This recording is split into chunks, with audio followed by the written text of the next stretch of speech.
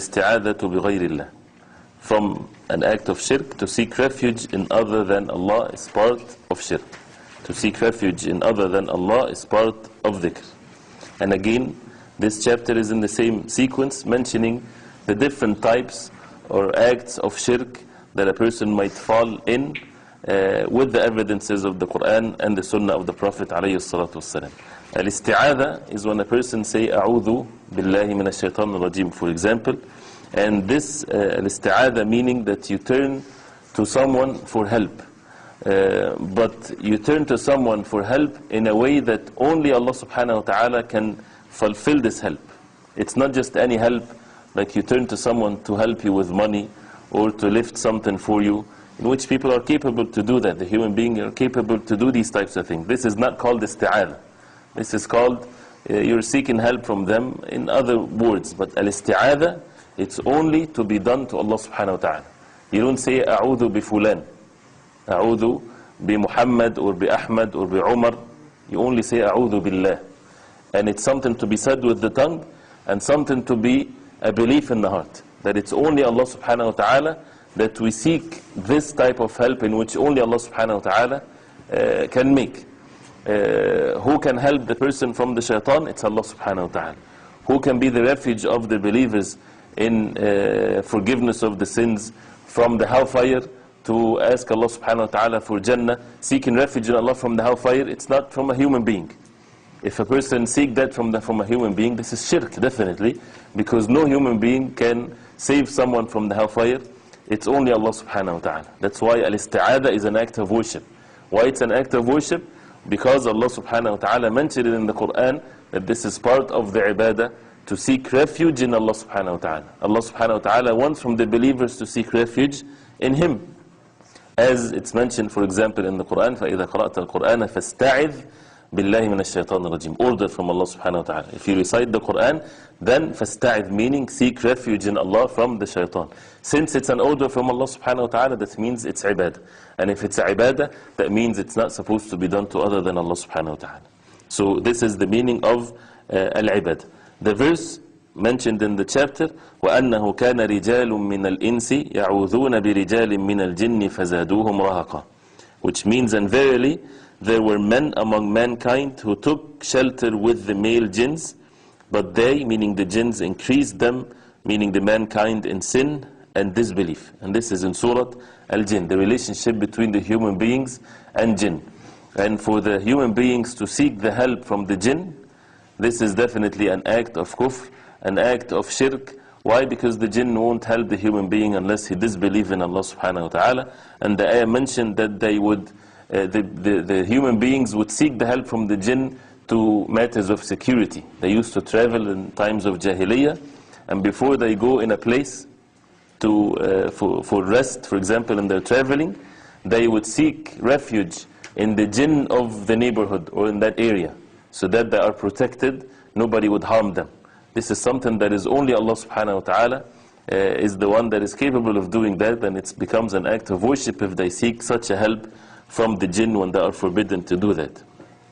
So this is why this verse is here in this chapter. وَأَنَّهُ كَانَ رِجَالٌ مِّنَ الْإِنسِ يَعُوذُونَ. This is the verb يَعُوذُونَ بِرِجَالٍ مِّنَ الْجِنِّ. What can we benefit from this? That al-isti'adha بِغَيْرِ اللَّهِ shirk. To seek refuge in anyone other than Allah subhanahu wa ta'ala, it's shirk. And again, the meaning of which, that something that the human being is not capable of doing. If the human being is capable of doing something that we know physically, again, like lifting something, helping you to talk to someone, this is all permissible. Although it's better even for the person to put his trust in Allah subhanahu wa ta'ala and not to even ask. But seeking refuge in things that the human beings are not capable of doing that. Forgiveness, protected from the hellfire, and so on. Also, it shows from the verse, as the ulama they say, that the message of the Prophet ﷺ is not just to the human beings, but to the jinn too, as it's mentioned in Surah Al-Jinn and others. And another benefit, as it's mentioned in the verse, when a person seeks refuge in other than Allah subhanahu wa ta'ala, what happens? They become more into sin and disbelief. It gives them more fear and more weakness, because this is something that has to be done only to Allah subhanahu wa ta'ala. And that's why the most powerful human being on the face of earth is the one that has the tawakkul and putting the trust in Allah subhanahu wa ta'ala. Once this is weakened, then according to this weakness, there will be weakness and fear in the heart. If a person does not fear Allah subhanahu wa ta'ala in the perfect sense, then if he fears Allah subhanahu wa ta'ala just a little bit, that means he fears other than Allah subhanahu wa ta'ala with whatever deficiency therein, which is the same with all acts of worship. Like again a cup, all the cup has to be full. If it's not full, that area that it's not full will be filled with the opposite of what is pure and what is supposed to be filled in this cup. So, yarhamukallah. So that's why the deficiency in that will be deficiency in matters of Tawhid. And which is the opposite of that meaning, that whoever seek refuge in Allah subhanahu wa ta'ala, that brings power in the heart of the Muslim and tranquility and peace and firmness to be steadfast on the deen of Allah subhanahu wa ta'ala. And that's why the word, or this, when we say A'udhu billahi minash shaitanir rajim, it's such a powerful statement. It's not something that should a person belittle it. No, it's such a powerful statement that we need to be protected from the steps and the traps of shaitan. And the only way that a person can be protected is by seeking refuge in Allah subhanahu wa ta'ala alone. The hadith mentioned in this chapter,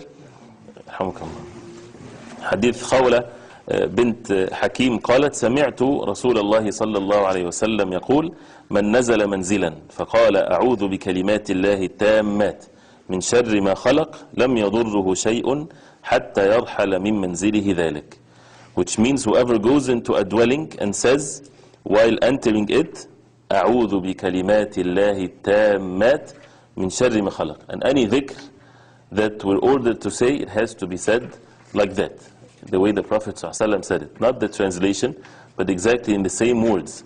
And a person, of course, it's important to memorize or to understand the meanings of it. This means I seek refuge in Allah. A'udhu, this is meaning I seek refuge bikalimatillah, in Allah's perfect words. Allah's words is one of the attributes of Allah subhanahu wa ta'ala. So you're not seeking refuge in a creation of Allah.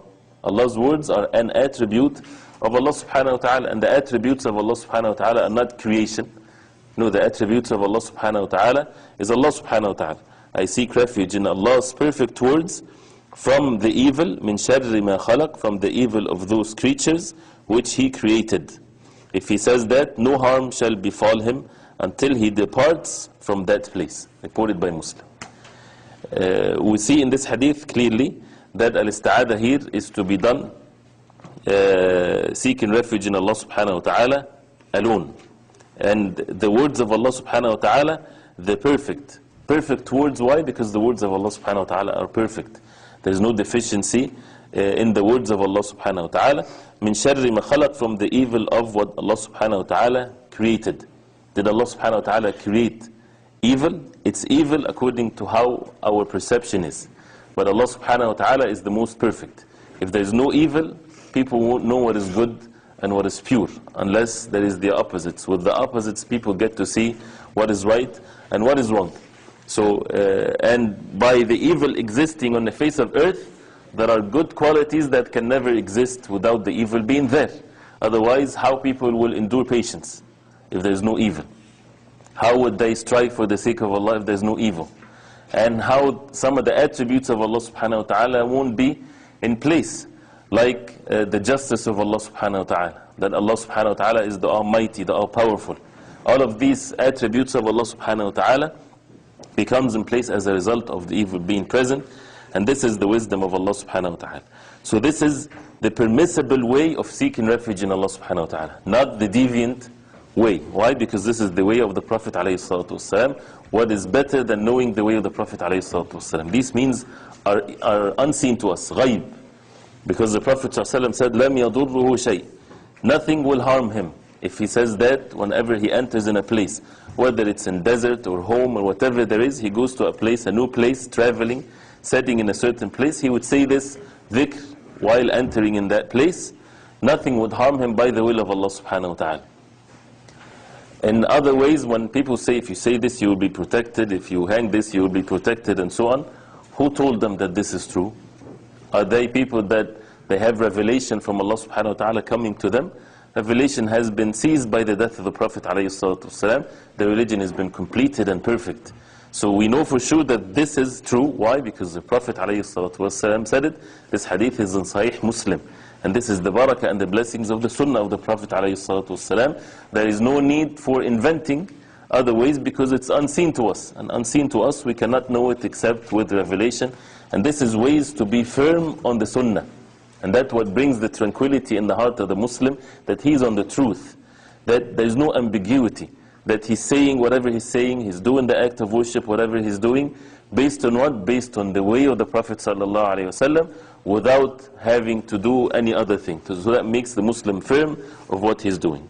So we benefit from this hadith, that al-isti'adha is ibadah. Al-isti'adha, seeking refuge, is an act of worship, and that's why it has to be done only to Allah subhanahu wa ta'ala. The permissible isti'adha is if a person do that by Allah subhanahu wa ta'ala, or by the names and attributes of Allah subhanahu wa ta'ala. A'udhu billah, a'udhu biwajhillah, a'udhu bi kalimatillah, right?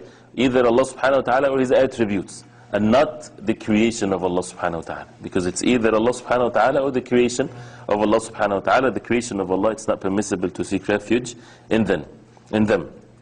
Also it proves that kalamullah azza wa jal, the words of Allah subhanahu wa ta'ala, are not a creation of Allah, right? Because this is an issue that some deviant sects, and they are present till today, they believe that the Quran is a creation of Allah. We have to be aware of that. Just believe that the Quran is the words of Allah subhanahu wa ta'ala. Allah subhanahu wa ta'ala spoke the Quran in the way that fits His Majesty subhanahu wa ta'ala. Nothing is the like of Allah subhanahu wa ta'ala. We do not resemble this attribute like the attributes of the human beings, no. But we know the meaning of speech, and the speech of Allah subhanahu wa ta'ala is the Quran, and we stop at this point. We do not say how the speech is, how it happens. Allah subhanahu wa ta'ala knows best. So this proves that the words of Allah subhanahu wa ta'ala are not a creation of Allah, it's an attribute of Allah subhanahu wa ta'ala. Why? Because seeking refuge in makhluk, in a creation of Allah, is shirk. We only seek refuge in Allah subhanahu wa ta'ala, and the words of Allah subhanahu wa ta'ala are not makhluk. They are the attributes of the Creator of the heavens and the earth. Also, another benefit is to show the virtue of this dua. And that means we need to have it written, we need to memorize it, we need to say it. And the means to protect ourselves from the sunnah of the Prophet ﷺ, whoever misses it, he should not blame himself if harm afflicts him. Right? If a person does not say the morning and the evening dhikr and something bad happens to him, he is the one that didn't protect himself. People take the means to protect themselves, wearing clothing so that they don't get cold, taking medicine, whatever there is. This is the most important medicine and the most important way of cure. Dhikr is a fortress of a Muslim. And the Prophet ﷺ mentioned in the hadith that Yahya ibn Zakaria and then Isa alayhi salam, when he said to Yahya ibn Zakaria said to the people that Allah subhanahu wa ta'ala ordered him to tell them to make dhikr. Why? And he gave him the example that dhikr, or a person as if he is running and the enemy are behind him, running after him, till he finds a fortress or a secure place and he goes into there. This is the same thing with the dhikr. Dhikr protects the person from the shaitan, from the evil that is present, and there are so many enemies and so many different ways of harm that can harm the person. The dhikr is the way to protect oneself from these harms. This dhikr is according to the way of the Prophet ﷺ, not invented dhikr, but only the way of the Prophet ﷺ that would protect the person from all forms of evil. So this dhikr, أعوذ بكلمات الله التامات من شر ما خلق. And this is something to be said in the night dhikr, before Maghrib or after Maghrib, if a person misses it, to be said 3 times. From the authentic sunnah of the Prophet ﷺ. أعوذ بكلمات الله التامات من شر ما خلق. And it's something also to teach your children to say it, because this is the sunnah of the Prophet ﷺ. أعوذ بكلمات الله التامات من شر ما خلق. If a person says that 3 times at night time, nothing would harm him by the will of Allah subhanahu wa ta'ala, as the Prophet ﷺ said. And as we mentioned before, when you recite, for example, Ayatul Kursi, it burns the jinn and so on, and it would make them run away from the person, and the person will be protected by the will of Allah. That's why the believers, they don't fear no one but Allah subhanahu wa ta'ala. Let me finish this one, and then another benefit we learn from the hadith, that all the creation of Allah subhanahu wa ta'ala is in the control of Allah subhanahu wa ta'ala. Because it's creation, it's a need, it's weak. That means a person should not fear the creation of Allah, he should have his fear only from Allah subhanahu wa ta'ala alone. So why should he fear the jinn and fear the enemies and all of these types of things? He should make the fear pure and sincere, fearing the punishment of Allah subhanahu wa ta'ala. And Allah subhanahu wa ta'ala is in control of everyone. So if a person turns to Allah subhanahu wa ta'ala alone, Allah subhanahu wa ta'ala is the one that is capable of defeating them, if a person would turn to Allah subhanahu wa ta'ala alone with this regard. This is inshallah the end of chapter 13. Clear? So these things are clear for us to learn. Isti'adha and it's ibadah. It's not permissible to be done to other than Allah subhanahu wa ta'ala. We learn the dhikr to say it, and the dhikr to be said before the night befalls 3 times. And all of these great benefits, each one is a treasure in itself. Why? Because this is Quran, hadith of the Prophet alayhi salatu wasalam.